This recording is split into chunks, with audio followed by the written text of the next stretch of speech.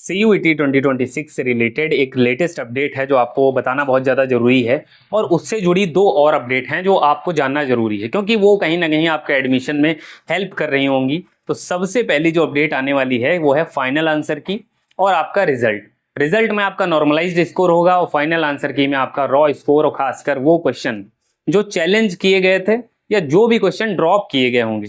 ये ध्यान रखना, ड्रॉप अगर कोई क्वेश्चन होता है तो उसके नंबर सबको बोनस मार्क्स मिलेंगे, लेकिन अगर वहीं चैलेंज किया गया है और उस क्वेश्चन का वो सही आंसर एनटीए अगर आपका वाला मान लेते हैं तो बोनस नंबर मिलेंगे किसको? जिन्होंने सही आंसर चूज किया होगा, जिन्होंने गलत किया होगा उनका तो -1 होना ही है। लेकिन अगर हम मान लेते हैं कि आपने भी सही किया है तो पहली चीज वो नंबर आपके बढ़ेंगे।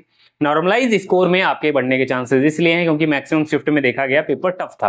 दूसरी चीज फिजिक्स हो गया, मैथ्स हो गया, जीएटी हो गया और आपके कुछ केमिस्ट्री की शिफ्ट में जनरली देखा जाता है कि आपके मार्क्स बढ़ते हैं, नो डाउट बढ़ते हैं। लेकिन इसका फायदा हमें कहाँ मिलेगा? हमारे एडमिशन में। ओवरऑल भी देखा जाए, जहां तक हमें डाटा कलेक्टेड मिल रहा है, बहुत सारे स्टूडेंट से डाटा मिल रहा है, इस बार ये देखा जा रहा है कि नंबर स्टूडेंट के उतने नहीं आए हैं जितने एक्सपेक्टेड थे। और एक चीज ये भी है, अगर एक्सपेक्टेड नंबर या ओवरऑल जो एवरेज स्कोर है वो बहुत ज्यादा नहीं आ रहा है तो कट ऑफ में डिक्रीज देखने को मिलेगा। लेकिन एक चीज हमेशा ध्यान रखना, टॉपर हमेशा बनते हैं, स्कोर हमेशा लोगों के हाई होते हैं। मेन कैंपस की कट ऑफ 10 से 15 नंबर से ज्यादा डिक्रीज नहीं करेगी किसी भी कोर्स में हो, किसी भी कोर्स में हो। ये तो हो गई हमारे मार्क्स की और हमारे डाटा की। और एक और फायदा क्या है? फायदा यह है कि भाई आपके जो बोनस मार्क्स हैं, बोनस मार्क्स मिल जाएंगे। नॉर्मलाइजेशन में हो सकता है हमारे नंबर बढ़ जाएं, दो जो मैंने आपके बताया मेजर अपडेट। तीसरा है एडमिशन प्रोसेस। दिल्ली यूनिवर्सिटी ने ये बोला था कि जैसे ही रिजल्ट डिक्लेयर होगा हम अपना फेज 1 जो है लॉन्च कर देंगे। फेज 1 लॉन्च कर देंगे और रिजल्ट के बाद मैक्सिमम यूनिवर्सिटी अपने पोर्टल ओपन करती है। इससे एक बेनिफिट हमें ये होगा कि हमारा कॉलेज जल्दी स्टार्ट होना होगा। जैसे पिछली बार की बात करें, अगर जो बीएचयू है उन्होंने 14 सितंबर से अपना सेशन स्टार्ट किया। डीयू की बात करें तो उन्होंने भी थोड़ा डिले कर दिया था, लगभग 15 अगस्त के आसपास हो गया था। इस बार दिल्ली यूनिवर्सिटी ने कहा है कि हम 1 अगस्त से अपना सेशन चालू कर देंगे और 3 राउंड मिनिमम दिल्ली यूनिवर्सिटी करवाता है, जिनमें हर एक राउंड में लगभग 5 से 6 दिन लग जाते हैं। तो इस पूरे ड्यूरेशन में उन्होंने कैलकुलेट किया कि भाई फेज 1 का रजिस्ट्रेशन कुछ दिन चलेगा, फेज 2 का चलेगा, उसके बाद सीट अलॉटमेंट होगा। ये सारी प्रोसेस अगर 1 महीने में सही से हो जाती है और रिजल्ट अगर 25 तक आ जाता है तो इंपॉर्टेंट क्या है कि कॉलेज में एडमिशन है, चाहे वो डीयू में हो चाहे बीएचयू में, वो जल्दी हो जाएगा। बीएचयू इस मामले में थोड़ा डिले रहता था, लेकिन इस बार वो भी चीजें सही कर पाएंगे, चीजें जल्दी कर पाएंगे। ओवरऑल इसमें अभी तक तो स्टूडेंट का फायदा मिल रहा है। बस क्या है, एनटीए थोड़ा गड़बड़ ना करे, क्योंकि एनटीए पे मुझे ट्रस्ट नहीं रहता है। मैं जब भी देखता हूं कि ये कुछ काम जल्दी कर रहे हैं तो जल्दी में मुझे ऐसा लगता है ये गड़बड़ कर। जैसे प्रोविजनल आंसर की जल्दी आई तो उसमें क्या हुआ भाई, बहुत सारे क्वेश्चन गलत हो गए।